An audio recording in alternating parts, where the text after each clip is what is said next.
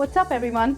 Thank you so much for tuning in. And if you are new, welcome to my channel. My name is Preeti and I am both a real estate broker and a mortgage broker for close to 20 years. Today I have a question for you. Have you realized that the rates are going down? Not the variable, just the fixed rate mortgage. And today I'm here to make it a little bit more clear as to why this is happening. So make sure to like, share, tap that bell icon and hit that subscription button. It gets me motivated to keep you up to date with everything real estate.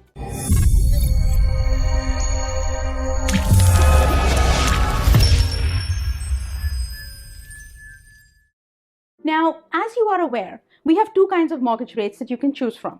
We have the fixed rate and we have the variable. Now, I've already done a video on the fixed versus variable, so I'm not going to get into the difference of the two. But yes, I am going to try and answer this question that I got asked recently by some of my clients. How come the variable rate is going up and the fixed rate is coming down? Shouldn't the fixed rate be like way higher than the variable? Well, yes and no. See, the fixed rate is not calculated the same way as a variable rate is. When it comes to the variable rate, the Bank of Canada actually does not play a large role in determining the variable rate mortgage. The Bank of Canada's only job when it comes to the variable rate is to set the target for the overnight lending rate, which is the interest rate that the banks charge each other to cover their short-term daily transactions. The target overnight rate also influences what the banks then set as their prime lending rate, and that is the prime rate that the banks charge to the customers. So from the Bank of Canada's target rate, rates are set by the big banks in a cascading effect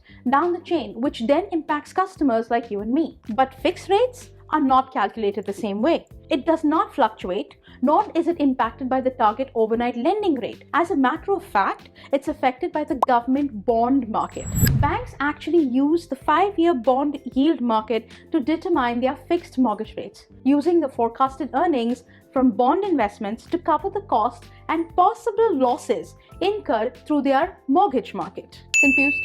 Okay, let's start with the basics, shall we? Now that we know that the single biggest factor that affect fixed mortgage rates is Government of Canada's bond yields, let's talk about how the bond market works. You've heard of this terminology, stocks and bonds, right? It's considered as an asset. And when you go to invest in the stock market or in stocks, that means you are investing in a company. Stocks give you partial ownership in a corporation, whereas bonds are a loan from you to a company or the government. Stocks must appreciate in value to be sold on the stock market, whereas most bonds, they pay a fixed interest rate over a set period of time. When you buy a bond, you expect to receive regular interest payments that are usually paid out semi-annually.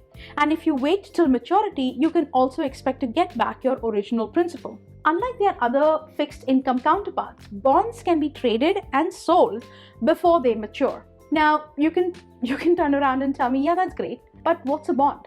Simply put, it's a debt security issued by the government to support the government's spending and obligations. A bond is a loan that you as the investor make to the government for a period of time in exchange for regular interest payments over the life of that loan and eventually repayment of your principal amount at maturity of that said loan.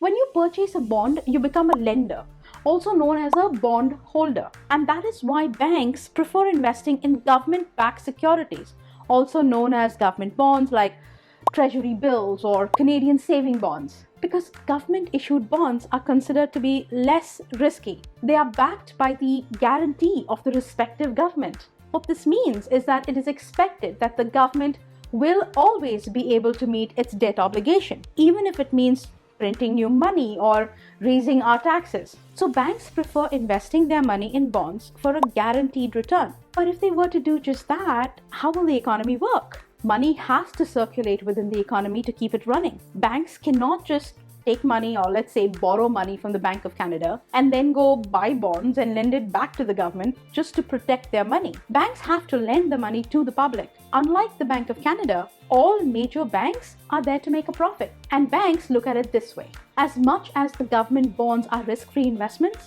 mortgages are risky investments. So to make up for the risk difference, there is a premium added onto the mortgage rates above the bond yields. This compensates the banks for the additional risk that they are going to take by giving us the mortgage.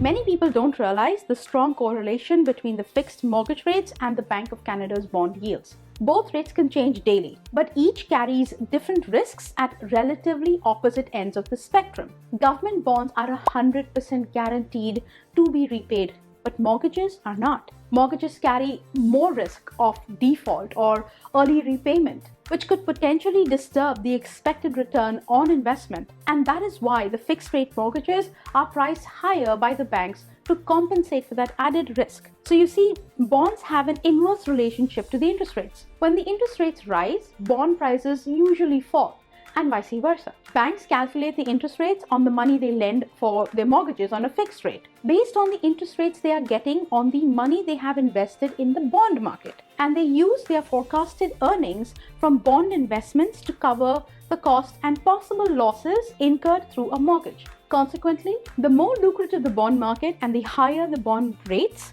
the lower our fixed mortgage rates will be. So if we go back to June, July, the fixed rates were sitting at almost 5%. But since the fixed rates were higher, the bond market did well and people were getting a good return on their investment. So they continued to purchase more bonds, which in turn helped. And today we are looking at a 4.49 as a 5-year fixed, whereas a variable on an insured deal is sitting at almost 4%.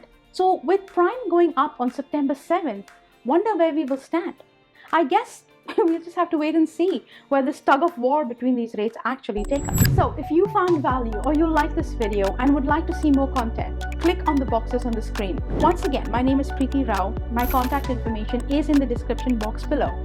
Make sure to hit like, share, subscribe and the bell icon so you don't miss any future videos. Thank you so much for watching, and don't forget to call me because I hold the key that opens the door to your dream home.